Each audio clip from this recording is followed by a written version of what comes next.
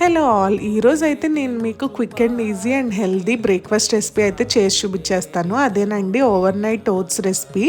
ఇదైతే night prepare చేసి పెట్టేసుకుంటే ఫ్రిడ్జ్లో మార్నింగే తీసి బ్రేక్ఫాస్ట్గా తినచ్చు అండ్ ఆల్సో ఈవినింగ్ స్నాక్స్గా కూడా తినచ్చు. చాలా ఫిల్లింగ్గా ఉంటుంది, ఎక్కువసేపు ఆకలి కూడా ఇది తిన్నాక.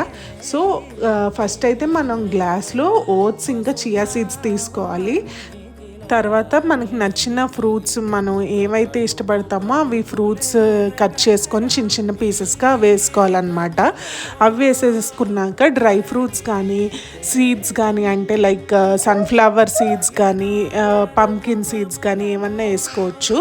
ఇంకా అందులో మిల్క్ కానీ బటర్ మిల్క్ కానీ లేకపోతే కర్డ్ కానీ సోయా మిల్క్ కానీ మీకు ఏది హెల్దీ అనిపిస్తే అది వేసుకొని మంచిగా అన్నీ మిక్స్ చేసేసుకోవాలి.